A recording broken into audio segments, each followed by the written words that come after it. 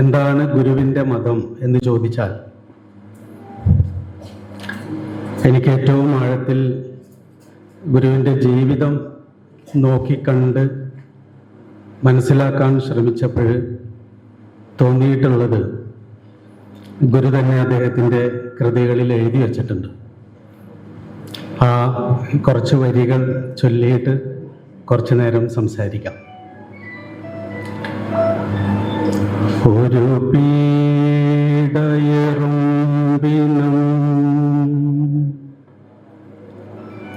വരുത്തരുതെന്നുള്ള അനുകമ്പയും സദാ കരുണാകര നൽകുകുള്ളിൽ നിൻ തിരുമൈ വിട്ട് അകലാതെ ചിന്തയും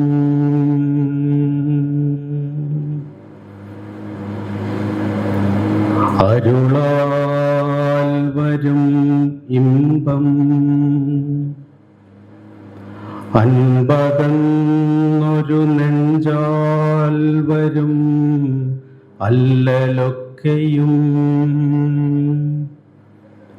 ഇരുൾ അൻപിനെ മാറ്റും അല്ലലിൻ കരുവാകും കുരുവാം ഇതേദിനും അരുളൻപനുകമ്പമൂന്നിനും പൊരുളൊന്നാണ് ഇതു ജീവതാരകം.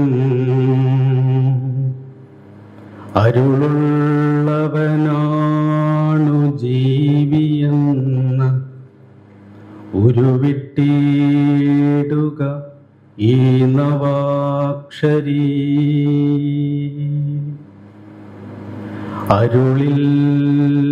അരുളില്ലയതെങ്കിൽ അസ്ഥിതോൽസിര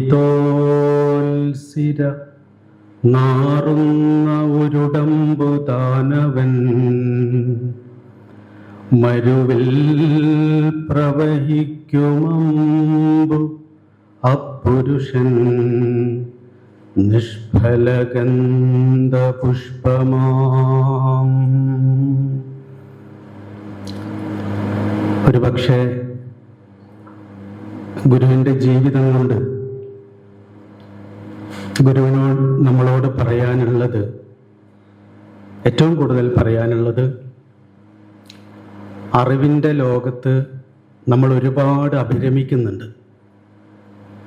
പക്ഷേ മനുഷ്യ സമൂഹം ഇത്രമാത്രം സങ്കടം അനുഭവിക്കേണ്ടി വരുന്നത്, ഇത്രമാത്രം വിഭാഗീയത അനുഭവിക്കേണ്ടി വരുന്നത്, വേണ്ടത്ര നമ്മുടെ ഉള്ളിൽ അലിവില്ലാതെ പോകുന്നത് കൊണ്ടാണ്.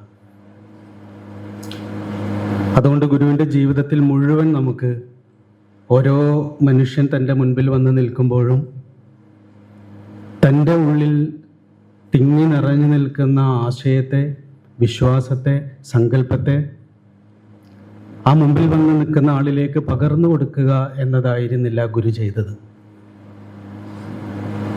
ഗുരു ചെയ്തത് ആ മുൻപിൽ വന്ന് നിൽക്കുന്ന ആളെ കാണുകയാണ് ചെയ്തത്. ആ മുമ്പിൽ വന്ന് നിൽക്കുന്ന ആളുടെ മാനസികാവസ്ഥ എന്താണ്, ആ ആളുടെ വിശ്വാസം എന്താണ്, അയാൾ നിൽക്കുന്ന ഇടം എന്താണെന്ന് നോക്കി അങ്ങോട്ട് നടന്നു ചെന്ന് ആ ആളുടെ തോളിൽ പിടിച്ച് ആ ആൾക്കും കൂടി മനസ്സിലാകുന്ന രീതിയിൽ കരുണയോടെ ഒരടി മുൻപോട്ട് വെച്ച് പോകേണ്ട വഴി പറഞ്ഞു കൊടുക്കുകയാണ് ചെയ്തത്. അല്ലാതെ നീ തെറ്റാണ്, എൻ്റെ ശരിയിലേക്ക് വരൂ എന്ന് ക്ഷണിക്കുകയല്ല ചെയ്തത്. അപ്പുറത്ത് ചെന്ന് നിന്ന് ചേർത്ത് പിടിക്കുകയാണ് ചെയ്തത്. ഒരു പീഡ എറുമ്പിനും വരുത്തരുതെന്നുള്ള അനുകമ്പയും എന്ന് ഗുരു പറയുമ്പോൾ എന്തുകൊണ്ടാണ് അവിടെ ഈ ഉറുമ്പിനെ കുറിച്ച് പറഞ്ഞത് ഞാൻ ഒരുപാട് ആലോചിച്ചിട്ടുണ്ട്. നമ്മൾക്ക് ഉപദ്രവിക്കാതിരിക്കാൻ ഏറ്റവും പ്രയാസമുള്ള രണ്ട് ജീവികൾ ഉറുമ്പും കൊതുകുമാണ്. ബാക്കി ജീവികളൊക്കെ ഇപ്പം നായ്ക്കളെയോ മറ്റേത് ജീവികളെയും നമുക്ക് ഉപദ്രവിക്കാതിരിക്കാൻ എളുപ്പമാണ്, കല്ലെടുത്തെറിയണ്ട എന്ന് തീരുമാനിക്കാൻ എളുപ്പമാണ്. പക്ഷെ ഒരു ഉറുമ്പ് വന്ന് നമ്മൾ എവിടെയെങ്കിലും ഒന്ന് കടിച്ചു കഴിഞ്ഞാൽ നമ്മൾ പോലും അറിയാതെ നമ്മളുടെ ചിന്തയ്ക്ക് മുമ്പ് തന്നെ നമ്മളതിനെ ഞൊരടിക്കളയും, കൊതുകിനെ നമ്മൾ അടിച്ചു കളയും. അപ്പോൾ ഒരു ഉറുമ്പിനെ പോലും നോവിക്കരുത് എന്ന് പറഞ്ഞാൽ ഉറുമ്പിനെ കൊല്ലരുത് എന്നാണോ ഗുരു പറയാൻ ശ്രമിക്കുന്നത് എന്ന് ഞാൻ ആലോചിച്ചിട്ടുണ്ട്. കഴിഞ്ഞ ദിവസം, കുറച്ച് ദിവസങ്ങൾക്ക് മുൻപ് എനിക്കിതിൻ്റെ ഒരു ആഴത്തിലുള്ള ഒരു അർത്ഥം മനസ്സിലായ ഒരു സന്ദർഭം പറയാനാണ് ഞാൻ ആഗ്രഹിക്കുന്നത്. ഞാൻ ഡ്രൈവ് ചെയ്ത് പോണ സമയത്ത് പെട്ടെന്നൊരു ട്രാഫിക് സിഗ്നലിൻ്റെ അവിടെ നിർത്തേണ്ടി വരുന്നു. എൻ്റെ മുൻപിലൊരു കാറുണ്ട്, തൊട്ട ബാക്കിൽ ഞാനാണ്. പെട്ടെന്ന് ആ റെഡ് ലൈറ്റ് മാറി ഗ്രീനായി. സൈഡിലുള്ള വണ്ടികളൊക്കെ എടുത്തു പോകുന്നത്, പക്ഷേ ഇദ്ദേഹം വണ്ടി എടുക്കുന്നില്ല, വണ്ടി അവിടെ തന്നെ നിൽക്കുകയാണ്. അപ്പോൾ ഈ റെഡ് മാറി ഗ്രീൻ ആയ സമയത്ത് ഞാൻ പ്രതീക്ഷിക്കുന്നത് ഉടനെ അയാൾ വണ്ടി എടുക്കണമെന്നാണ്. പക്ഷെ അയാൾ വണ്ടി എടുക്കാൻ ഒരു 5 സെക്കൻഡ് വൈകിയതോടെ ഞാൻ അസ്വസ്ഥനാവാൻ തുടങ്ങി, എനിക്ക് ദേഷ്യം വരാൻ തുടങ്ങി. 5 സെക്കൻഡേ വൈകിയിട്ടുള്ളൂ. അദ്ദേഹം വണ്ടി എടുത്തില്ല എന്നതാണ് എന്നെ അസ്വസ്ഥപ്പെടുത്തുന്നത്. പക്ഷെ ഒരിക്കൽ പോലും എൻ്റെ മനസ്സ് എന്തുകൊണ്ടായിരിക്കും അയാൾ വണ്ടി എടുക്കാൻ വൈകുന്നത് എന്ന് ചോദിച്ചില്ല. ഞാൻ ദേഷ്യപ്പെടുക ചെയ്തത്. എൻ്റെ ഉള്ളിലാണ് ഈ ദേഷ്യം വരുന്നത്. ആ ദേഷ്യം ഇങ്ങനെ നുരഞ്ഞു പൊന്തി വരാൻ തുടങ്ങുന്ന സമയത്ത് ഞാൻ തന്നെ എന്നോട് പറഞ്ഞു, ഷൗക്കത്തെ, നീ ഈ നാരായണ ഗുരുവിൻ്റെ അനുകമ്പാദശകവും പിണ്ടനന്ദി ആത്മോപദേശമൊക്കെ പറഞ്ഞ് നടക്കാൻ തുടങ്ങിയിട്ട് 10-20 കൊല്ലമായി. നീ പ്രസംഗിച്ചുകൊണ്ട് നടക്കുമ്പോൾ ഏറ്റവും കൂടുതൽ ആവർത്തിച്ച് പറയുന്നൊരു വാക്കുണ്ട്, അകമണയാതെ അകതാരമർത്തിയിടണം. നമ്മുടെ ഉള്ളിൽ ഇങ്ങനെ നുരഞ്ഞു പൊന്തി ദേഷ്യവും അമർഷവും വെറുപ്പൊക്കെ എപ്പോഴാണ് വരിക? നമ്മൾക്ക് വരിക നമ്മുടെ താല്പര്യത്തിനെതിരായി ആരെങ്കിലും എന്തെങ്കിലും പറയുകയോ പ്രവർത്തിക്കുകയോ ചെയ്യുമ്പോഴാണ് വരിക. അല്ലാതിരിക്കുമ്പോൾ നമുക്ക് വരില്ല. ഇപ്പം ഇവിടെ എനിക്കൊന്നും വരില്ല, കാരണം ഇവിടെ എല്ലാം സംസാരിക്കുന്നതെല്ലാം, ഇവിടെ കൂടിയിരിക്കുന്നവരെല്ലാം നമ്മൾക്ക് അങ്ങോട്ടും ഇങ്ങോട്ടും സമാധാനം തരുന്ന കാര്യങ്ങൾ മാത്രമേ ചിന്തിക്കുന്നുള്ളൂ, പറയുന്നുള്ളൂ, പ്രവർത്തിക്കുന്നുള്ളൂ. പക്ഷെ അങ്ങനെയല്ല നമ്മുടെ ദൈനംദിന ജീവിതം എന്ന് പറയുന്നത്. അപ്പോൾ ആ ആൾ വണ്ടി എടുക്കാൻ ഒരിത്തിരി വൈകിയപ്പോൾ എൻ്റെ ഉള്ളിൽ, അതായത് ലോകത്തിലുള്ള എല്ലാ മനുഷ്യരെ ഒന്നായി കാണണമെന്നും ജാതിയുടെയും മതത്തിൻ്റെയും രാഷ്ട്രീയത്തിൻ്റെയും ഭാഷയുടെയും ഒന്നും ഭേദമില്ലാതെ മനുഷ്യനെ മുഴുവൻ ഒന്നായി കണ്ട് സ്നേഹിക്കണമെന്നൊക്കെ നടന്ന് പ്രസംഗിക്കുകയും പുസ്തകം എഴുതുകയും പ്രഭാഷണം നടത്തുകയൊക്കെ ചെയ്യുന്ന ഒരാളാണ്. പക്ഷെ എന്തുകൊണ്ടാണ് എനിക്ക് തൊട്ട മുമ്പിൽ ഒരാൾ കാറ് മുൻപോട്ടെടുക്കാൻ 10 സെക്കൻഡ് വൈകുമ്പോൾ ഞാൻ ഇത്രമാത്രം അസ്വസ്ഥനാകുന്നത് എന്തുകൊണ്ടാണ്? ഇവിടെ ഇരിക്കുന്ന 90% ആളുകളും അസ്വസ്ഥരാകും. അപ്പുറത്തിരിക്കുന്ന ആൾ എന്തുകൊണ്ടായിരിക്കും? അദ്ദേഹവും എന്നെ പോലെ തന്നെ എത്രയും പെട്ടെന്ന് ലക്ഷ്യസ്ഥാനത്ത് എത്തണമെന്ന് ആഗ്രഹിക്കുന്ന ആളാണെന്ന് നമുക്കറിയാം. ഓണടിക്കുന്ന എല്ലാവർക്കും അറിയാം. മുമ്പിലിരിക്കുന്ന വണ്ടിക്കാരനും എത്രയും പെട്ടെന്ന് താൻ എത്തേണ്ടിടത്ത് എത്തണമെന്ന് ആഗ്രഹിക്കുന്ന ആളാണെന്ന് അറിയാം. പക്ഷേ ഓണടിക്കുന്നവർക്കും ദേഷ്യം പിടിക്കുന്നവർക്കും അതെന്തുകൊണ്ടോ ചിന്തിക്കാൻ പറ്റുന്നില്ല. ഒരു കുറച്ച് സമയത്തിൻ്റെ ഉള്ളിൽ തന്നെ ഞാൻ എന്നെ ഒന്ന് സ്വസ്ഥമാക്കി. ഞാൻ വെറുതെ ഒന്ന് എത്തി നോക്കി, എന്താണ് അയാൾ വണ്ടി എടുക്കാൻ വൈകുന്നതെന്ന് എത്തി നോക്കി. ഉള്ളിൽ ദേഷ്യമുണ്ട്. നോക്കുമ്പോൾ ആൾ റെഡ് ലൈറ്റ് ഇട്ട സമയത്ത്, റെഡ് വന്നപ്പോൾ വാട്സപ്പ് നോക്കിക്കൊണ്ടിരുന്നതാ ആ ഗ്യാപ്പിൽ. പക്ഷെ ഇത് ഗ്രീൻ ആയത് ആൾ അറിഞ്ഞില്ല. ആൾ ഈ വാട്സപ്പിൽ അങ്ങ് ഈ മൊബൈലിൽ പെട്ടുപോയി. മൊബൈൽ നോക്കി ഇങ്ങനെ ഇരിക്കുക. അപ്പോൾ ഈ സൈഡിലുള്ള പോണ വണ്ടിക്കാരന് മനസ്സിലായി. അയാൾ സൈഡിൽ കൊണ്ടുപോയി നിർത്തിയിട്ട് അയാളോട് ഇങ്ങനെ ഓണടിച്ചിട്ട് ഇങ്ങനെ കാണിച്ചപ്പോൾ പെട്ടെന്ന് ആൾ ഞെട്ടിയിട്ടാണ് നോക്കുമ്പോൾ ഗ്രീൻ കാണുന്നത്. അപ്പോൾ അദ്ദേഹം ഇങ്ങനെ തിരിഞ്ഞിട്ട് എന്നോട് സോറി ട്ടോ എന്ന് പറഞ്ഞിട്ട് ഇങ്ങനെ ആക്കിയിട്ട് ആൾ മുമ്പോട്ടേക്ക് അങ്ങ് പോയി. അദ്ദേഹം ഇങ്ങനെ തിരിഞ്ഞിങ്ങനെ ആക്കിയ സമയത്ത് എനിക്ക് ഞാൻ ദേഷ്യപ്പെട്ട് ഓണടിക്കാതിരുന്ന എത്ര നന്നായി എന്ന് തോന്നി. അതോടൊപ്പം തന്നെ ഒരു സെൽഫ് റെസ്പെക്റ്റും തോന്നി. ഞാൻ ധൃതിപ്പെട്ട് ശക്തമായിട്ട് ഓണടിച്ച് അയാളെ ഞെട്ടിപ്പിച്ചില്ലല്ലോ എന്നുള്ള ഒരു സമാധാനം എനിക്ക് തോന്നി. ഇങ്ങനെയുള്ള സന്ദർഭങ്ങളിലൊക്കെ, ഇത് ഒരു ചെറിയ സന്ദർഭമാണ്, ഇതുപോലെ നമ്മളുടെ വീട്ടിൽ, നമ്മുടെ സുഹൃത്തുക്കൾക്കിടയിൽ, നമ്മുടെ മക്കളുടെ മുമ്പിൽ, ഭർത്താവിൻ്റെ മുമ്പിൽ, ഭാര്യയുടെ മുൻപിൽ, മതങ്ങളുടെ മുമ്പിൽ, ആശയങ്ങളുടെ മുൻപിലൊക്കെ നമ്മളിങ്ങനെ നമ്മൾ പോലും ചിന്തിക്കാതെ പൊട്ടിത്തെറിച്ച് പോകാറുണ്ട്, പെട്ടെന്ന് പ്രതികരിച്ചു പോകാറുണ്ട്. ഒരു ഉറുമ്പ് കടിക്കുമ്പോൾ പ്രതികരിക്കുന്ന പോലെ. ഇതൊരു ഉറുമ്പ് കടിക്കലാണ്. അയാളൊരു 5 സെക്കൻഡ് വണ്ടി എടുക്കാൻ വൈകിയുമ്പോൾ പെട്ടെന്നൊരു ഉറുമ്പ് വന്ന് കടിച്ച മാതിരിയാണ്. പെട്ടെന്ന് ഞാനങ്ങ് അസ്വസ്ഥനായി ആളോട് ദേഷ്യം പിടിക്കുക. പിന്നെ ഉള്ളിൽ എന്തൊക്കെയാണ് വരുമെന്ന് നമുക്ക് തന്നെ അറിയില്ല. പക്ഷെ അവിടെ ഗുരു നമ്മളോട് പറയുന്നത്, അങ്ങനെയുള്ള സന്ദർഭങ്ങളിൽ നമ്മൾക്ക് പല മതസാരവും ഏകമാണ് എന്ന ഒരു അവബോധത്തിലേക്ക് നമ്മൾ ഉണരണമെങ്കിൽ ഇവിടുന്ന് നമ്മൾ തുടങ്ങണം.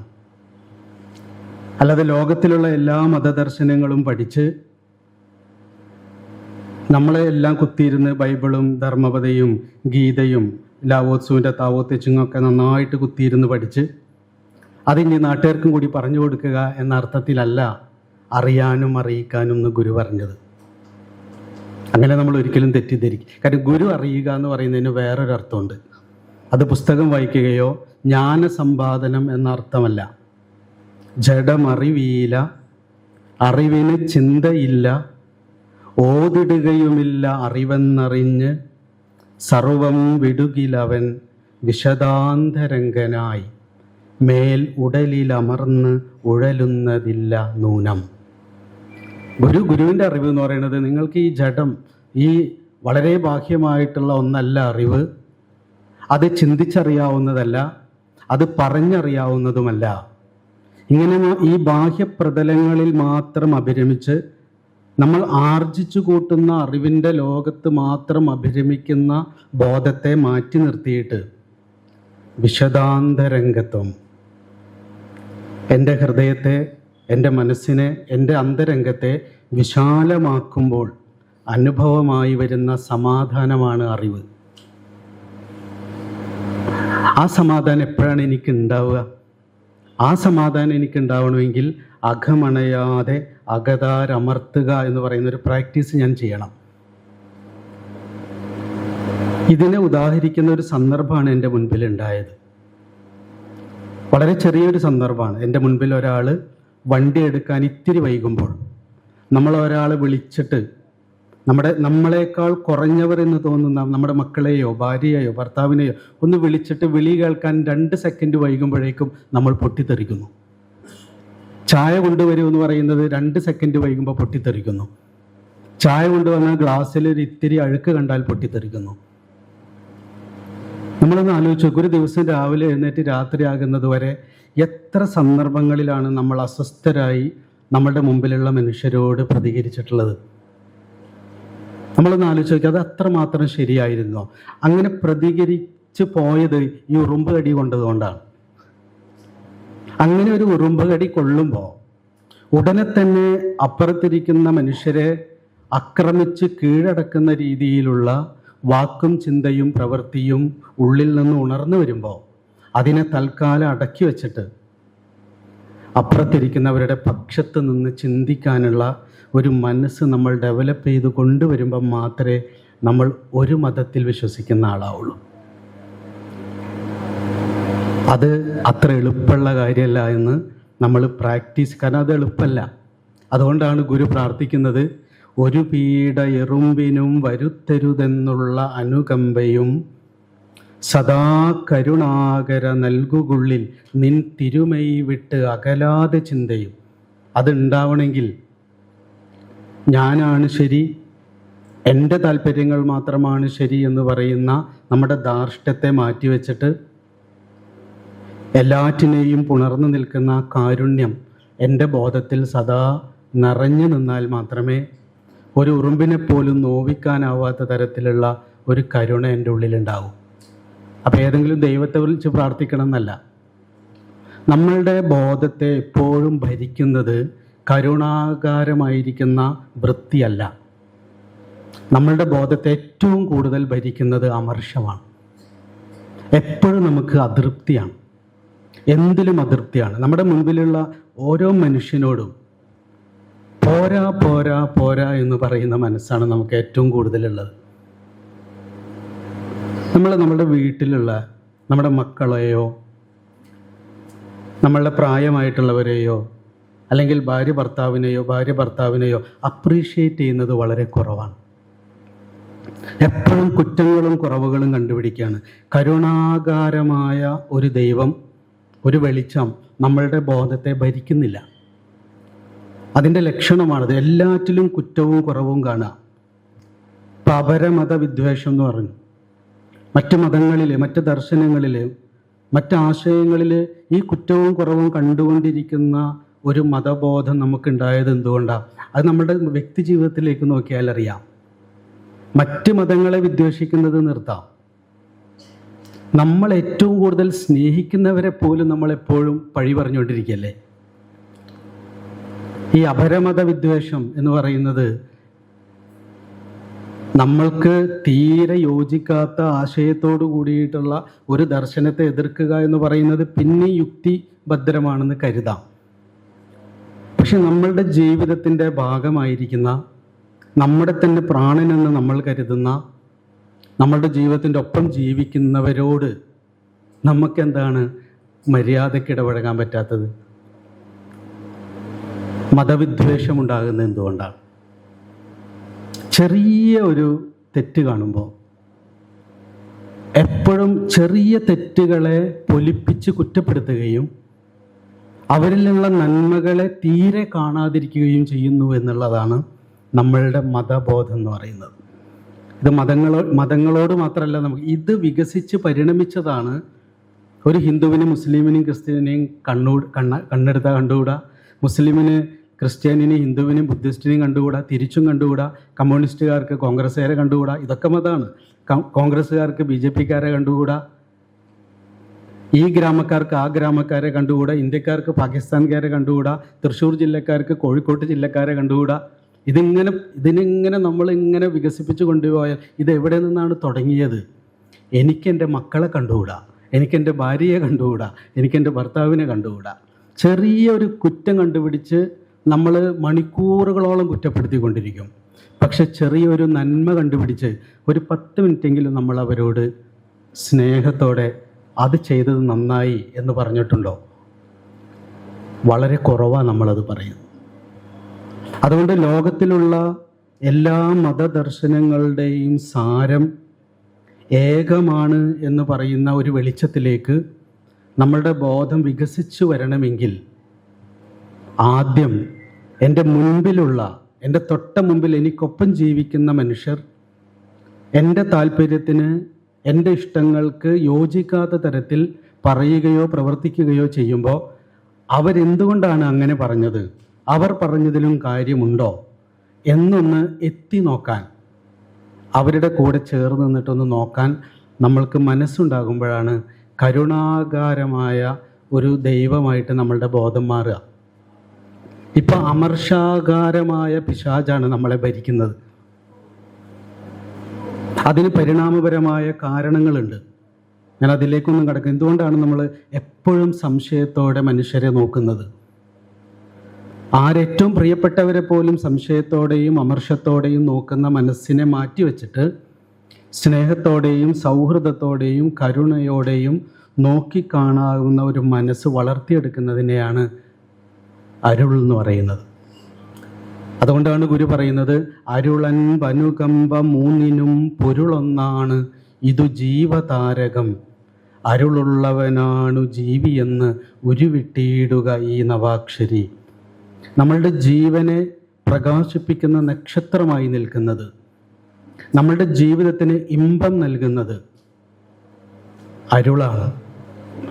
ഞാൻ എൻ്റെ പക്ഷത്ത് നിന്നുകൊണ്ട് മാത്രം കാര്യങ്ങളെ മനസ്സിലാക്കുകയും എൻ്റെ പക്ഷത്ത് നിന്നുകൊണ്ട് മാത്രം പ്രതികരിക്കുകയും ചെയ്യുന്ന മനസ്സിനെ മാറ്റിവെച്ചിട്ട് എൻ്റെ ഒപ്പം ജീവിക്കുന്നവരുടെ ഭാഗത്ത് നിന്നുകൂടി കാര്യങ്ങളെ മനസ്സിലാക്കാനും ഉൾക്കൊള്ളാനും നമ്മൾ തയ്യാറാകുന്നിടത്താണ് നമ്മൾ കരുണയുള്ളവരാവുക. കരുണ എന്ന് പറയുന്നത് അതാണ്. നമ്മൾ നല്ല മനസ്സോടുകൂടി ഇരിക്കുമ്പോൾ എല്ലാവരെയും സ്നേഹിക്കുക, എല്ലാവർക്കും വേണ്ടത് ചെയ്തു കൊടുക്കുക എന്ന് പറയുന്നത് കരുണയല്ല, അത് സ്വാഭാവികമായൊരു പ്രവൃത്തിയാണ്. നമ്മൾ നല്ലൊരു സിനിമ കണ്ട്, നല്ലൊരു പ്രഭാഷണം കേട്ട്, നല്ലൊരു സംഗീതം കേട്ട്, നല്ലൊരു ആശയം വായിച്ച് നമ്മളുടെ ഉള്ളു മുഴുവൻ നല്ല സ്നേഹസുരഭിലമായിരിക്കുന്ന സമയത്ത് നമ്മൾ നമ്മളുടെ മക്കളോട്, ഭാര്യയോട്, ഭർത്താവിനോട്, പ്രായമായവരോട്, സുഹൃത്തുക്കളോടെല്ലാം വളരെ മര്യാദക്കും സ്നേഹത്തോടെയും പെരുമാറുമ്പോൾ നമ്മൾ ഒരിക്കലും വിചാരിക്കരുത് നമ്മൾ സ്നേഹവും കരുണയുമുള്ള ആളാണെന്ന്. അത് ചെയ്തില്ലെങ്കിൽ നമുക്ക് ശ്വാസം കിട്ടില്ല, അതുകൊണ്ട് ചെയ്യുന്നതാണ്. പക്ഷെ സ്നേഹമുള്ള ആൾ ആരാണ് ശരിക്കും? സ്നേഹമുള്ള ആൾ ഞാൻ ഏത് മൂഡിലായിരിക്കുമ്പോഴും, ഞാൻ അസ്വസ്ഥനായിരുന്നാലും ഞാൻ സ്വസ്ഥനായിരുന്നാലും ഏത് തരത്തിലുള്ള പ്രതിസന്ധിയിലായിരുന്നാലും മാനസികമായും ശാരീരികമായും ബുദ്ധിപരമായും എത്ര തരത്തിലുള്ള പ്രയാസങ്ങളിലായിരിക്കുമ്പോഴും തൻ്റെ മുൻപിൽ സ്നേഹത്തിനും സൗഹൃദത്തിനും വേണ്ടി ഒരു തലോടലേൽക്കാൻ വേണ്ടി നമ്മുടെ മക്കളോ സുഹൃത്തുക്കളോ ആര് വന്നാലും എൻ്റെ പ്രയാസങ്ങളെ മാറ്റിവെച്ചിട്ട് അവർക്ക് പ്രാധാന്യം കൊടുത്ത് അവരെ ചേർത്ത് പിടിക്കാനുള്ള മനസ്സ് കാണിക്കുന്ന ആൾക്ക് പറയുന്ന പേരാണ്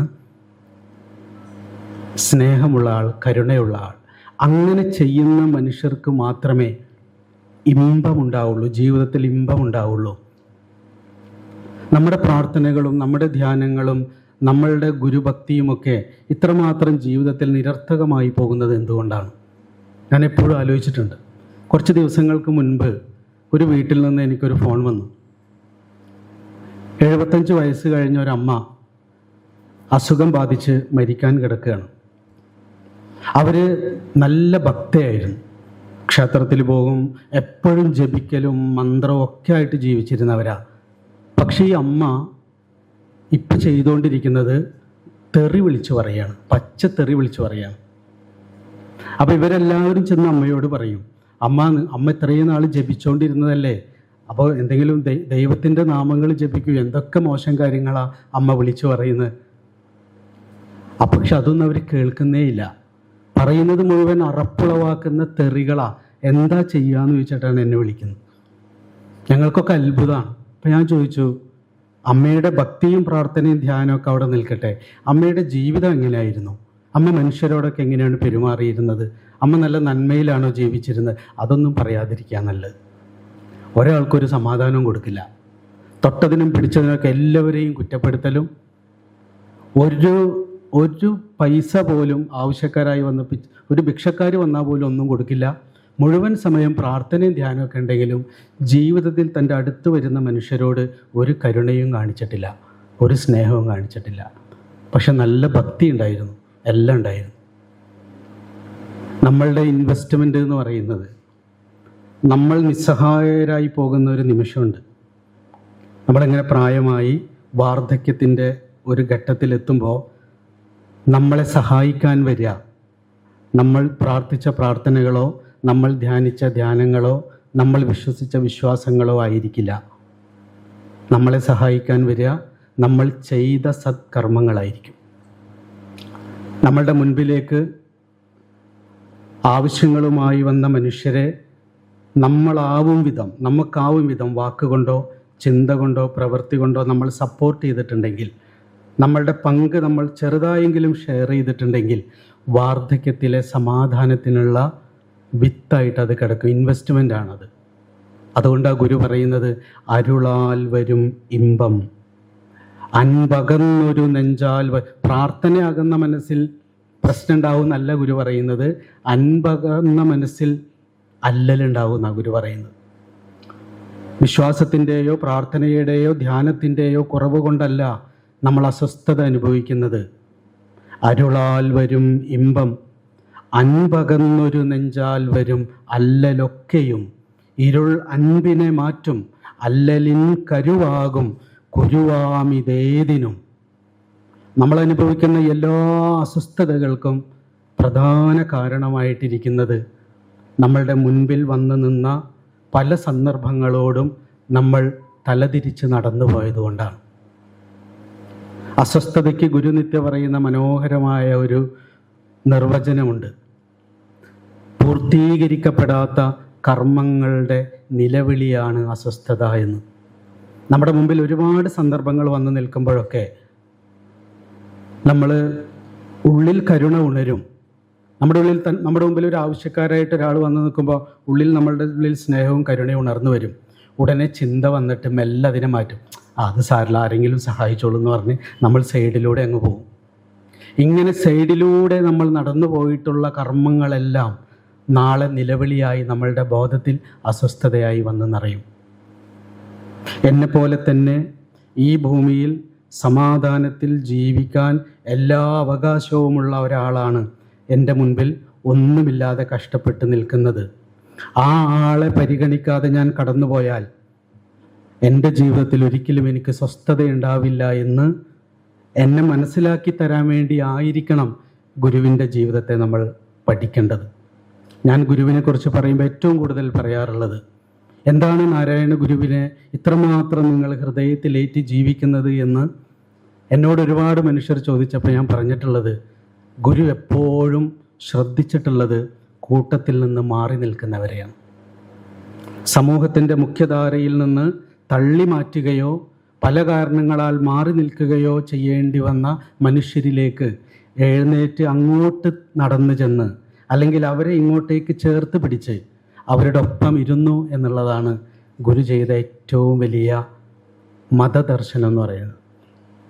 അല്ലാതെ ബൈബിളും ഖുറാനും ഗീതയും ഒരുമിച്ച് പഠിപ്പിക്കുമെന്നല്ല ഗുരു ചെയ്തത്. അപ്പം അങ്ങനെയുള്ള ഒരു ഗുരുവിനെ, ഗുരുവിൻ്റെ മതദർശനത്തെ നമ്മൾ നമ്മളുടെ ജീവിതത്തിലേക്ക് പകർത്തുക എന്ന് പറഞ്ഞാൽ എന്താ? അല്ലെങ്കിൽ നമ്മളിങ്ങനെ സർവ്വമത സമ്മേളനങ്ങൾ വിളിച്ചു കൂട്ടുന്നതിൻ്റെ പിന്നിൽ നമ്മൾ ഇവിടുന്ന് എഴുന്നേറ്റ് പോകുമ്പോൾ, ഞാനും നിങ്ങളൊക്കെ ഇവിടുന്ന് എഴുന്നേറ്റ് പോകുമ്പോൾ നമ്മൾ വെറുതെ നമ്മളോട് തന്നെ ചോദിക്കേണ്ട ഒരു ചോദ്യമുണ്ട്. ഷൗക്കത്തെ, നീ വേണ്ടത്ര പരിഗണന കൊടുക്കാതെ, നിന്റെ കൺമുമ്പിൽ വന്നു നിന്നിട്ടും നീ വേണ്ടത്ര പരിഗണന കൊടുക്കാതെ മാറ്റി നിർത്തിയ ആരെങ്കിലും നിന്റെ ജീവിതത്തിലുണ്ടോ? അറിഞ്ഞോ അറിയാതെയോ ഞാൻ പോയി മിണ്ടാത്ത, ഞാനൊന്ന് തൊടാത്ത, ഞാൻ സ്നേഹം പറയാത്ത, ഞാൻ ബോധപൂർവവും അല്ലാതെയോ അകറ്റി നിർത്തിയിട്ടുള്ള ആരെങ്കിലും ഉണ്ടെങ്കിൽ അതിൻ്റെ വീട്ടുമുറ്റത്ത് വെള്ളം കൊതിച്ചു നിൽക്കുന്ന ഒരു ചെടിയായിരിക്കാം, തെരുവിലൂടെ ഭക്ഷണം കിട്ടാതെ അലയുന്ന ഒരു പട്ടിണി കിടക്കുന്ന നായായിരിക്കാം, എൻ്റെ വീട്ടിൽ സ്നേഹത്തോടെ ഒരു വാക്ക്, ഒരു സ്പർശം കൊതിച്ചു കിടക്കുന്ന പ്രായമായ ഒരു അച്ഛനോ അമ്മയോ ആയിരിക്കാം. അച്ഛനമ്മമാരുടെ ഒരു സ്പർശം ഹൃദയപൂർവ്വം ലഭിക്കാതെ നിൽക്കുന്ന ഒരു കുഞ്ഞായിരിക്കാം. സ്നേഹത്തോടെ ഒരു വാക്കിന്, ഒരു തലോടലിന്, ഒരു ചേർത്ത് പിടിക്കലിന് കൊതിക്കുന്ന ഭാര്യയോ ഭർത്താവോ ആയിരിക്കാം. നമ്മൾ വേണ്ടത്ര പരിഗണിക്കാതെ, വേണ്ടത്ര മാനിക്കാതെ ഞാൻ എൻ്റെ ജീവിതത്തിൽ ആരെയെങ്കിലും മാറ്റി നിർത്തിയിട്ടുണ്ടെങ്കിൽ നേരെ അവരിലേക്ക് പോവുകയും അവരെ ചേർത്ത് പിടിക്കുകയും ചെയ്യുന്നിടത്ത് നിന്നാണ് ഗുരുവിൻ്റെ ദർശനത്തിലേക്കുള്ള ആദ്യത്തെ സ്റ്റെപ്പ് നമ്മൾ വയ്ക്കുന്നത്. അല്ലാതെ നാളെ പോയിട്ട് ഹിന്ദുവും മുസ്ലിമും ക്രിസ്ത്യാനിയും പറയുന്നതൊക്കെ ഒന്നാണെന്ന് പറയുന്നത് കൊണ്ടോ, ഏതെങ്കിലും ഇസ്ലാം നാമധാരിയെയോ ക്രിസ്ത്യൻ നാമധാരിയെയോ ഹിന്ദു നാമധാരിയെയോ ചേർത്ത് പിടിക്കുന്നത് കൊണ്ടോ അല്ല. അഖിലരും ആത്മസുഖത്തിനായി പ്രയത്നം സകലവും ഇങ്ങ് സദാപി ചെയ്തിടുന്നു, ജഗതിയിൽ ഈ മതം ഏകം എന്ന് ചിന്തിച്ച് അഘമണയാതെ അകതാരമർത്തിടേണം. അങ്ങനെയുള്ളൊരു ചിന്ത നമുക്ക് വരുന്നില്ല. അതുകൊണ്ട് ഗുരുവിൻ്റെ മതമായിരിക്കുന്ന ആ ഒരു കാരുണ്യ ദർശനം, ആ ഒരു സ്നേഹ ദർശനത്തെ നമ്മളുടെ ജീവിതത്തിലേക്ക് സ്വീകരിച്ച് നമ്മൾ ആരെയൊക്കെയാണോ വേണ്ടത്ര പരിഗണിക്കാതെ അകറ്റി നിർത്തിയിട്ടുള്ളത് അവരിലേക്ക് കടന്നു ചെന്നും അവരെ നമ്മളിലേക്ക് ചേർത്ത് പിടിച്ചും മുൻപോട്ട് നടക്കുക എന്ന് പറയുന്ന ഒരു വെളിച്ചത്തെ നമ്മളുടെ ജീവിതത്തിൻ്റെ ഭാഗമാക്കിയാൽ മാത്രമേ ഗുരു പറയുന്ന ആ ഒരു കാരുണ്യ ദർശനത്തിലേക്ക്, മതദർശനത്തിലേക്ക് നമുക്ക് ഉണർന്നു പോവാൻ കഴിയൂ എന്നാണ് ഇത്രയും വളരെ ആഴത്തിലുള്ള 2 പ്രഭാഷണത്തിന് ശേഷം അതിൻ്റെ ഒരു പ്രാക്ടീസായിട്ട് എനിക്ക് പറയാൻ തോന്നുന്നത്. ഒരു പീഡയറുമ്പിനും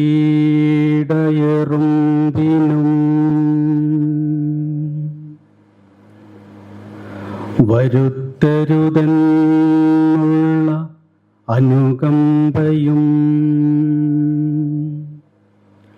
സദാ കരുണാകര നൽകുകുള്ളിൽ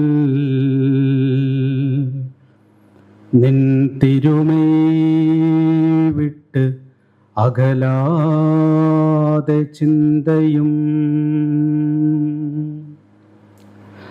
അരുളാൽ വരും ഇമ്പം അൻപകന്നൊരു നെഞ്ചാൽ വരും അല്ലലൊക്കെയും ഇരുൾ അൻപിനെ മാറ്റും അല്ലലിൻ കരുവാകും കുരുവാം ഇതേതിനും അരുളൻപനുകമ്പമൂന്നിനും പൊരുളൊന്നാണ് ഇതു ജീവതാരകം അരുളുള്ളവനാണു ജീവിയെന്ന് ഉരുവിട്ടിടുക ഈ നവാക്ഷരീ. അരുളില്ലയതെങ്കിൽ അസ്ഥിതോൽസിര നാറുന്ന ഒരുടമ്പുതാനവൻ മരുവിൽ പ്രവഹിക്കുമമ്പു അപ്പുരുഷൻ നിഷ്ഫലഗന്ധപുഷ്പമാം അരുമാമറയോതുമർത്ഥവും ഗുരുവോതും മുനിയോതുമർത്ഥവും ഒരു ജാതിയിലുള്ളതൊന്നു താൻ പൊരുളോർത്താൽ അഖിലാഗമത്തിനും.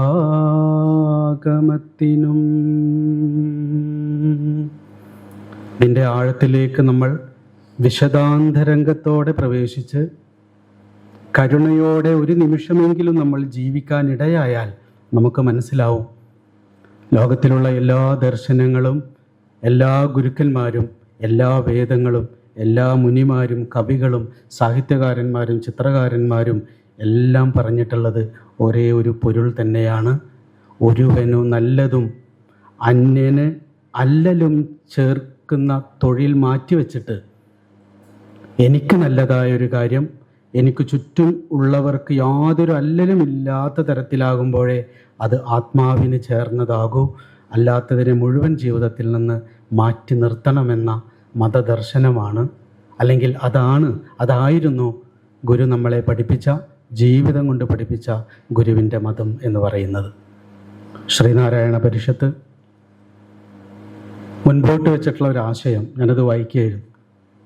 എന്നോട് കുറച്ച് വർഷങ്ങൾക്ക് മുമ്പ് കുറച്ച് പേര് വന്നിട്ട് പറഞ്ഞു, നമുക്ക് ഗുരുവിൻ്റെ ദർശനത്തെ ലോകത്തിൽ മുഴുവൻ ജാതിക്കും മതത്തിനും അതീതമായി കൊണ്ടുപോകാനുള്ള സംഘങ്ങൾ ഉണ്ടാവാൻ എന്താണ് ചെയ്യേണ്ടതെന്ന് ചോദിച്ചു. അപ്പം ഞാൻ പറയും, നമ്മൾ എവിടെ ഇനിയുള്ളൊരു കാലത്ത് ഏതൊരു ഗ്രൂപ്പ് ഉണ്ടാകുമ്പോഴും ബോധപൂർവം, നമ്മളങ്ങനെ പറയാൻ പാടില്ലെങ്കിൽ ബോധപൂർവം അതിൽ ഉൾപ്പെടുത്തേണ്ടത് ഒന്ന് സ്ത്രീകളെ. നിങ്ങൾ 10 പേരുടെ ഒരു ഗ്രൂപ്പ് ഉണ്ടാക്കുമ്പോൾ 5 സ്ത്രീകളെ കണ്ടെത്തണം. എളുപ്പമുള്ള പണിയല്ലാതെ. 2, എല്ലാ മതവിശ്വാസങ്ങളിലും രാഷ്ട്രീയ വിശ്വാസങ്ങളിലും മതമില്ലാത്തവരിലും, ഇപ്പം മതമില്ലാത്ത മനുഷ്യരുണ്ട്, ദൈവമില്ലാത്ത മനുഷ്യരുണ്ട്, മാനവികതയെ മുൻപോട്ട് വെച്ച് ചിന്തിക്കുന്ന വ്യത്യസ്തമായ മതങ്ങളിലും രാഷ്ട്രീയത്തിലും വിശ്വാസങ്ങളിലുമുള്ള മനുഷ്യരെ ബോധപൂർവം അതിൽ ഉൾപ്പെടുത്തണം. ബോധപൂർവം സ്ത്രീകളെ ഉൾപ്പെടുത്തണം, ബോധപൂർവം യുവാക്കളെ ഉൾപ്പെടുത്തണം. കണ്ടെത്തി ഒരു 20 പേരുടെ ഒരു ഗ്രൂപ്പ് ഉണ്ടാക്കുകയാണെങ്കിൽ 20 വയസ്സിന് 15 വയസ്സിനും 25 വയസ്സിനും ഇടയിലുള്ള, അല്ലെങ്കിൽ 15 വയസ്സിനും 35 വയസ്സിനും ഇടയിലുള്ള ഒരു 3-4 പേരെങ്കിലും അതിൽ നിർബന്ധമായിട്ടുണ്ടാവണം. പെൺകുട്ടികളും ആൺകുട്ടികളും ഉണ്ടാവണം. അത് ഈ മാനവികതയെക്കുറിച്ച് ചിന്തിക്കുന്നവരാവണം. ഇങ്ങനെ യൂത്തിൻ്റെയും വ്യത്യസ്തമായ മതവിശ്വാസങ്ങളുടെയും വ്യത്യസ്തമായ രാഷ്ട്രീയത്തിൻ്റെയും ഒക്കെ റെപ്രസെൻറ്റേറ്റീവ്സ് ആയിട്ട് മാനവികതയെക്കുറിച്ച് ചിന്തിക്കുന്ന മനുഷ്യരുടെ ഒരു ഗ്രൂപ്പായിരിക്കണം ബോധപൂർവം നമ്മൾ ഉണ്ടാക്കേണ്ടത്. അത്ര പേരെങ്കിലും ഒരു സ്ഥലത്ത് ഒരുമിച്ചിരുന്നാൽ പരസ്പരം വിഭാഗീയതയില്ലാതെ സംസാരിക്കും. കാരണം വിഭാഗീയതയോടെ സംസാരിക്കാൻ പറ്റില്ല നമുക്ക്. അങ്ങനെയുള്ളൊരു ഗ്രൂപ്പ് 20 പേര് വട്ടത്തിലിരുന്നാൽ മതാതീതമായി മാത്രമേ ചിന്തിക്കാൻ പറ്റൂ. ഗുരുവിൻ്റെ സ്വപ്നം അതായിരുന്നു. ഗുരു ശ്രീനാരായണ ധർമ്മപരിപാലന യോഗം ഉണ്ടാക്കിയൊക്കെ സർവ്വ സമുദായത്തിലും സർവ്വതലത്തിലും പെട്ട എല്ലാ മനുഷ്യർക്കും ഒന്നിച്ചിരിക്കാവുന്ന ഒരു സ്പേസ് ആദ്യം നമ്മളുടെ ഉള്ളിലുണ്ടാവണം. പുറത്ത് നമ്മൾ ഉണ്ടാക്കുമ്പോൾ അത് അങ്ങനെ തന്നെ ബോധപൂർവം ഉണ്ടാക്കണം. പേരിന് 1-2 പേര് അതിലേക്ക് വലിച്ചു കൊണ്ടുവരുന്ന തരത്തിലല്ല അതുണ്ടാവേണ്ടത്. മാനവികതയെക്കുറിച്ച് ചിന്തിക്കുന്ന മനുഷ്യരെ നമ്മൾ കണ്ടെത്തി അതിൻ്റെ ഉള്ളിലാക്കണം. അതാണ് ഗുരു നമ്മളോട് പറഞ്ഞിട്ടുള്ളത്. ജാതിഭേദവും മതദ്വേഷവും ഇല്ലാതെ സർവ്വതരും സോദരത്വേനെ വാഴുന്നൊരു സ്പേസ് ആണ് അത് എന്ന് പുറത്തിരിക്കുന്നവർക്ക് കാണുമ്പോൾ ഫീൽ ചെയ്യണം. പറയുമ്പോഴല്ല, കാണുമ്പോൾ ഫീൽ ചെയ്യണം. അവിടെ അതിനെ റെപ്രസെൻ്റ് ചെയ്യുന്ന ഓരോരുത്തരും ഉണ്ടായിരിക്കണം. നമ്മളത് ഉണ്ടാക്കണം. അതുകൊണ്ട് ഈ ഒരു മഹത്തായ സംരംഭവും ഈ ശ്രീനാരായണ ധർമ്മപരിഷത്ത് എല്ലായിടത്തേക്കും വ്യാപിപ്പിക്കുമ്പോൾ അത്ര കാര്യങ്ങൾ ബോധപൂർവം ശ്രമിച്ച് അതുകൂടി നടപ്പിലാക്കാൻ കഴിയണം. അങ്ങനെ അവർ ചെയ്യുന്നുണ്ട് എന്നുള്ളത് വലിയ സന്തോഷമുള്ള കാര്യമാണ്. ഇതുപോലെയുള്ള കൂട്ടായ്മകൾ അത് ഇങ്ങനെയുള്ളൊരു പ്രത്യേക സർവ്വമത സമ്മേളനത്തിൻ്റെ ശതാബ്ദി എന്ന രീതിയിൽ മാത്രമല്ല, അല്ലാതെയും നമുക്കിങ്ങനെ ഒന്നിച്ചിരിക്കാനും സ്നേഹം പറയാനും സൗഹൃദം പറയാനും ഉണ്ടാവട്ടെ എന്ന പ്രാർത്ഥനയോടെ നിറഞ്ഞ സ്നേഹത്തോടെ എല്ലാവർക്കും നമസ്കാരം.